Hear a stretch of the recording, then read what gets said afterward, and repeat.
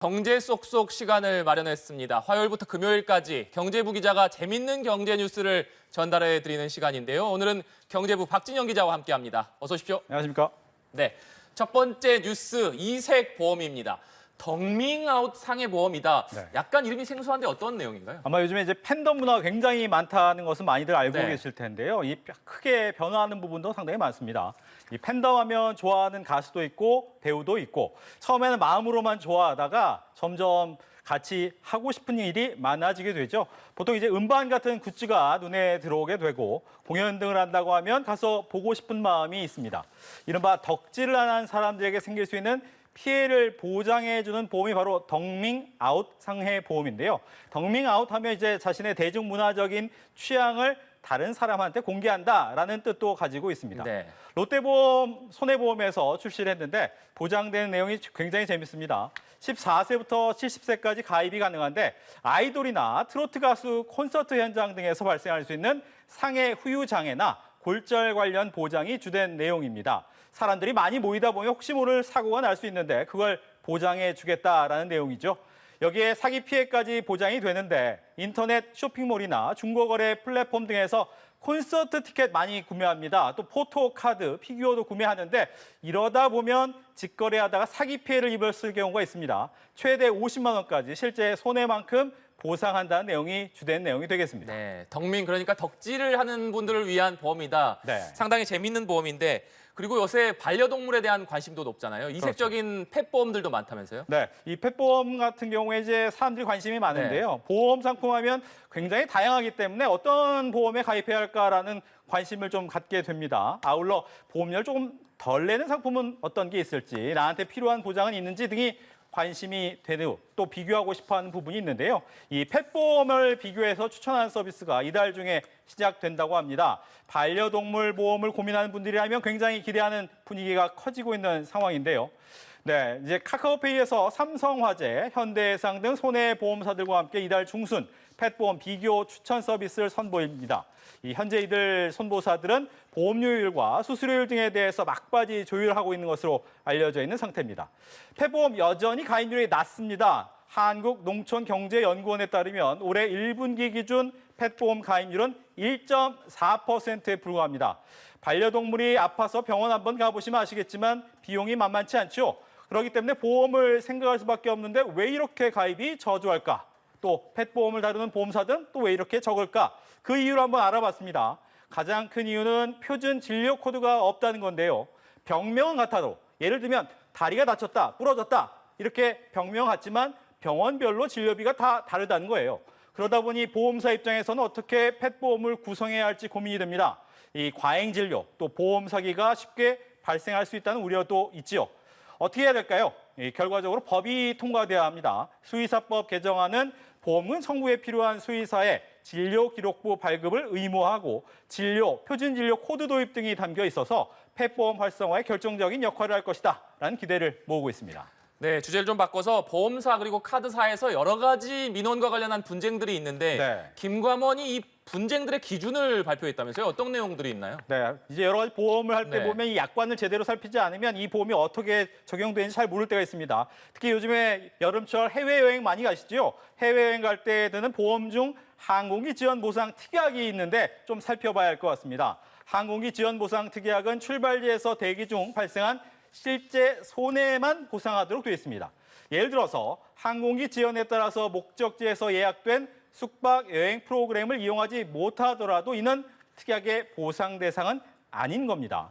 특약상 보상은 항공기 지연으로 출발지 대기 중에 발생한 식비와 숙박비, 통신료 등 실제 손해액만 해당되니까 각 여행보험 특약의 보상 범위는 가입 전에 꼭 한번 확인을 해야 되겠고요. 또 한 가지, 운전하다 보면 고속도로에서 운전 중 앞차에서 튀어온 돌이 유리창에 부딪혀서 좀 금이 가는 경우가 종종 있습니다. 이렇게 유리창이 파손되면 대물배상 받을 수 있을까요?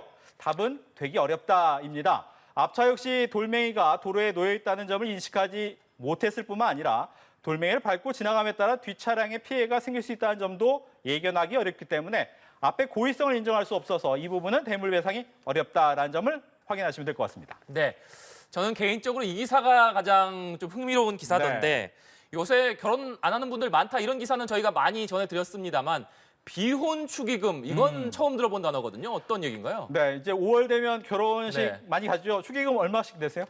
저는 한 10만 원 정도? 고민됩니다. 네. 내가 10만 원을 가면서 내야 될까, 가지 않고 내야 될까, 또 친하다면 더 내야 될까 이런 고민을 하는데 본인이 결혼할 계획이 있다면 내야 되는 거에 대한 고민이 있지만 네. 본인이 결혼하지 않는다면 이걸 내야 될까? 난 받지 못할 건데 라는 생각을 할 수도 있겠죠. 일부 사람들은 당당하게 이제 비혼식을 엽니다. 그래서 축의금을 되돌려달라 이렇게 얘기를 하죠. 기업들 중에서도 비혼 축의금을 도입한 회사들이 늘어나고 있는데요. 한번 살펴볼까요? 직원이 결혼하면 유급휴가와 축하금을 주듯 비혼 직원에게도 비슷한 혜택을 주는 겁니다. LG U+가 비혼 선언 시 결혼 축의금과 같은 기본급 100% 유급휴가 5일을 주고요. 롯데백화점은 40세 이상 직원이 비혼을 선언하면 지원금과 유급휴가 5일을 주게 됩니다. 비혼 축의금을 놓고 찬반이 팽팽합니다. 비혼 축의금을 찬성하는 쪽에서는 결혼했다는 이유만으로 차별적 혜택을 주는 건 부당하다라는 거죠. 사내 복리후생제도가 기혼자 우대하고 있는데 직원들 대부분 결혼하고 정년까지 다니던 시절에는 문제가 없었지만 요즘 누가 그러느냐? 미혼도 많고 회사도 자주 옮기기 때문에 시대 변화에 맞게 바뀌자라는 얘기를 하고 있고요. 반대하는 입장은 경조금이 결혼하고 아이를 낳고 부모님이 돌아가시면 힘들기 때문에 지원하는 비용인데 결혼도 출산도 하지 않으면서 비혼 선언했다고 축의금 주는 것은 경우가 아니다라는 주장을 하고 있습니다. 네. 결과적으로 결혼하고 자녀 갖는 것이 부담이 없어져야 이런 논란도 사라지지 않을까 싶습니다. 네. 비혼식을 열어서 비혼 축하금을 받는다. 상당히 달라진 세태를 좀 보여주는 것 같네요. 그리고 금융 상품도 종류가 다양하기 때문에 자기에게 좀 맞는 상품을 골라야 할 텐데 최근에 이색 상품들이 좀 많이 나오고 있다면서요? 예, 이 금융권, 은행권에서 이제 MZ세대를 타깃으로 한 상품을 연일 출시하고 있습니다. 이들을 타깃으로 삼는 이유는 한 가지입니다. 미래 잠재 고객을 빠르게 확보하겠다라는 차원이겠죠. MZ세대들의 취향을 저격하는 상품들이 있는데 또 금융이 낯선 사회 초년생을 위한 접근 편의성까지 여러 가지 상품이 있습니다. 하나하나 좀 보겠습니다. 토스뱅크가 내놓은 도전 통장이 있습니다. 해당 통장은 매일 아침 미라클 모닝을 실천하는 고객을 추첨해서 상품을 증정합니다. 미라클 모닝은 2016년에 나온 책에서 나온 이야기인데 일찍 일어나서 여러 가지 일을 하면 좋다 이런 내용입니다. K뱅크 같은 경우에도 매일 기분에 따라서 저금하는 기분 통장을 운영 중인데요. 기분 통장은 매일 느끼는 기분을 반영한 감정 이모지를 선택하고 일기처럼 메시지를 적은 뒤에 저금할 금액을 직접 정할 수 있다는 것이 특징이 되겠습니다. 네. 그리고 지금까지 일반적으로 해외 주식 산다라고 네. 하면 테슬라 이게 가장 먼저 떠올랐는데 네. 요새는 분위기가 좀 바뀌었다면서요? 테슬라에서 이제 엔비디아로 한번 올라갔죠. 지금 엔비디아가 워낙 많이 올라가고 네. 있습니다. 주식 오늘도 새로운 AI 칩을 만들겠다라는 이야기를 하면서 무려 장중에 4.9%가 오르면서 $1,100를 훌쩍 넘어선 모습입니다. 그런데 좀 놀라운 것은 이번 달 소확개미 순매수 1위를 달렸던 엔비디아나 테슬라가 지난달 스타벅스한테 이 자리를 내줬습니다. 스타벅스? 무슨 일일까? 한국예탁결제원에 따르면 5월 한 달간 서학개미가 가장 많이 사들인 종목이 바로 스타벅스였습니다. 이 5월 1일부터 31일까지 주식의 순매수 결제 금액이 8,513만 달러에 달했고 그 뒤를 마이크로소프트와 구리에 투자하는 상장지수 펀드 ETF가 뒤를 이었습니다. 서학개미들이 스타벅스를 사들이는 배경에는 이른바 핫다라고 불리는 하한가 따라잡기가 있었는데요. 하한가 따라잡기란 급락한 종목의 기술적 반등을 노리는 투자법을 의미합니다. 이 스타벅스 올해 1분기 매출이 시장 예상치보다 훨씬 낮아서 지난달 실적 발표 하루 만에 주가는 15% 이상 하락하기도 했습니다.